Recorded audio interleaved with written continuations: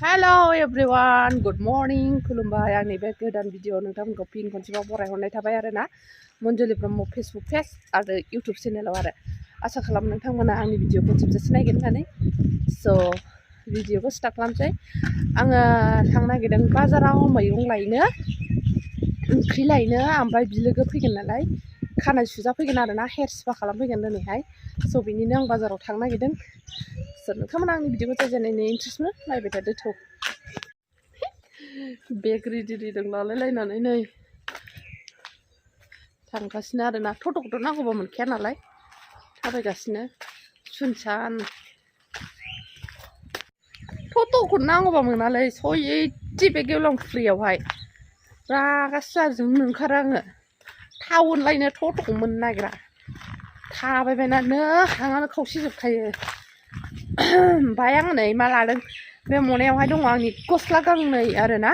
गस्लाया जिनानै दङ एसे बेखौनो एसे सुथेहोबोनो नागिरदों आरोना आङो हनै टट'आ थांबाय बिमासो रायलायबायनानै टट'खौ नुहुरासै एखे दिनाबो माखुमब्लाब्ला सान्दुंआनो गैया नै सान्दुंआनो दुंनो बासै नामा लाजिसै फाग्लिथारग्रा सयथि बाजाराव फैनानै आङो अमा बेदर दखानाव हाबफैग्रोबाय आरोना अमा बेदरखौ जानो गोथाव मोनो जोंनि गसाइगावआव अमानि दामा 300 थाखा केजि ओमफ्राय आङो सेरसे लाबाय आरोना थोनाय नङा मानसि गोनाङावहाय ओंखायनो आरो आलासिखौ ओंखाम ओंख्रि संहोबायहां सालाखौहाय संजोब्बाय ओंखाम ओंख्रि गासिबो आलासि जाफैग्रानि बियो ना मामि ना मामिखौ ओंखाम ओंख्रि संहोबाय ने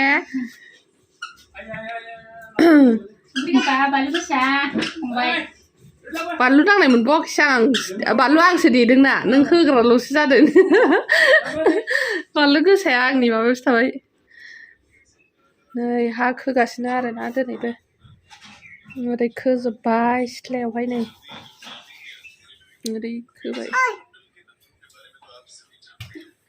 नै आंना बिलुगाया बेनो गाननायदों मालाय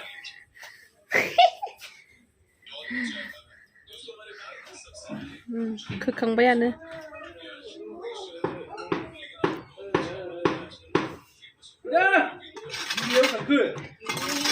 बैयाव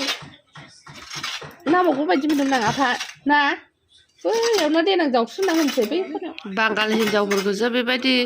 गामला लायै लायै रुजुननाय नुसो गारोमोन आं बर'फोरखौ हानाय नङासो सानोमोन आं बर'फ्राबो हाबायलै दानायावहाय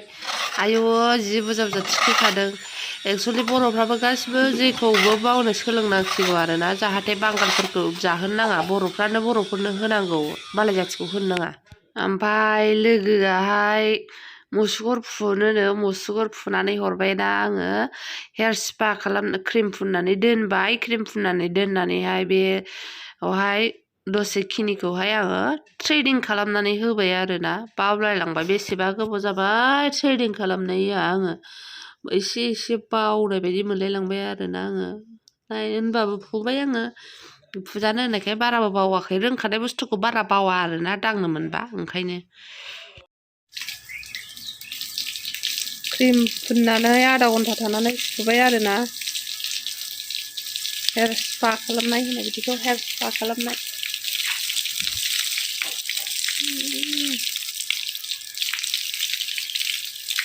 बांद्राय बिदि गेले गेले दाफु बायो आखाइ सोनानै माबाब्रा गेजेरावहाय औ बिदिसो आया मावजिया मेरगम गम गुफुरफोर बेसेबांबा गिदिर दं नै त्रास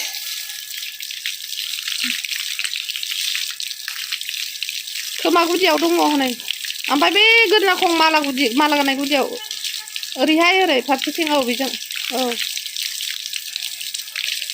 जाबाय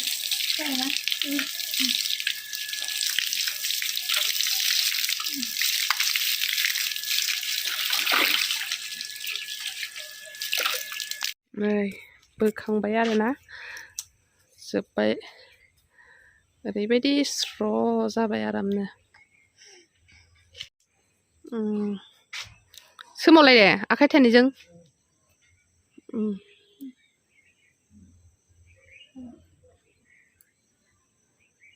जाबाय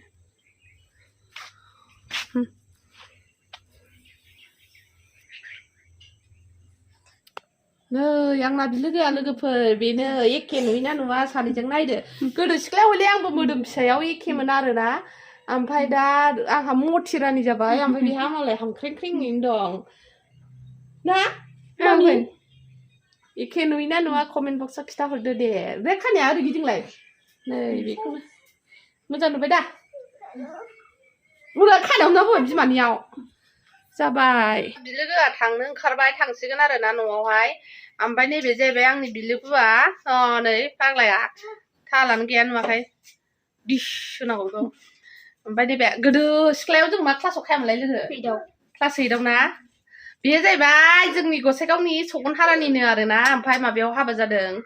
बिना खाथायाव हाबा जादों आरोना आंनि बिलोगो बियो क्लास 8 निफ्रायनो जोङो होमबा खय बोसोर जाखो ने आयु गोबाव जाथारबायहाय ओमफ्राय रानथोंथों मालाय ओमफ्राय आंहा मखि मिनासो थैखागोन उन्दैफ्रा साथाम जाबावबाय फाग्लिया होमबाबो रानथोंथोंबा ओइ दे मालाबा फैबाव दे आलासि जानो ओमफ्राय नोङो फुंनो गोसो दंना गैया दङ फुंगौ दे फुंनायनि मुलि दंबा सोरबा खोन्थाहर फुंनोनो लोगोआय जोंना दे खाना बोना माबायदि मोनदों गोसोखौलाय एसे मोजां मोनदों फुर्ति मोनदों खारफायाथ' ना जोंबो खारफायाहाय ना बिखा गैयि मानसिफ्रासो खारफाय ने गावनि फिसा फिसौ अनै मानसिफ्रासो ना मा होनो बाय बाय दे बाय बाय नै फिसाफ्रा आंना सानैबो बे लोगोनि फिसाजो आरोना बैयो ओमफ्राय नैबे जोंहानि दैसाखौलाय सिनायखायोना बयबो नानि नोंना मा नामलाय सुना मामा मनालिसामोन ना मनालिसा नै सासे खांबावदो ना जखायसे जानायनि नांलानो खावनानै लांग्राया बैनो आंनि बिलोगोखौ खावना लांदों बियो जाहोनो हाया रानदों दोनदों ओमफ्राय फाग्लाया खावनानै लांनानै बेदरबो जाहोनो हाया मानो हाया ओंखायनो रानखोखो मानसियानो हनै मोजां खोनादोंना नुवाखै आङो जायै बेसेबां मथि जाहोनो हाया नालाय लोगोआ फुङासै बेसारा खावना लांदों बेनो नोंथ' क्लास 9 आवनो हाबा जादोंना लोगो मेट्रिक होनो मोनाखै उन्दैयावनो हाबा जादों फाग्लिया क्लास 9 आवनो नैबेयो नों बोरैबाबा मदिजों माबाजों जेलाव लांजागोनथ' हेमेथ' बिश्व शर्माजों लोगोआ एफा उन्दैयाव आं मा खालामनाया भटार आइडि दं भटार आइडिजों मा खोथा एफा उन्दैयाव क्लास 9 बा नोङो बे 18 बोसोरानो जायाखैना मा 18 बोसोर जायाखै ओमफ्राय दा खय बोसोर जाखो लोगोआ 22 बोसोराव नङा दा खय बोसोर जाखो बे 24 बोसोर जाबाय दा 24 जायो फाग्ला 28 29 जासिगोन आंजों समान ना आंजों समान ना 28 29 ना लोगो नोङो खय बोसोर जाखो 28 29 जासिगोन ने 27ल' जायाहाय 28 29 जासिगोन बाय बाय होनदो दे बयबो आरोना खोनसे लोगोआ बाय बाय होनहरदो दे बाय बाय guys they bye bye guys बाय बाय होन दे फाग्लाहाय हौवाया थांनोसै जोंना आलासिया थांनो ओंखारबाय आरोना थांसिगोन मामि बाय बाय बाय बाय होनदो दे बाय बाय टाटा टाटा टाटा बे मबाइल माबाबाथाय मास्टारखासै मिथिखाथारसै हानाय आयं बाबाया नै आयं बाबाया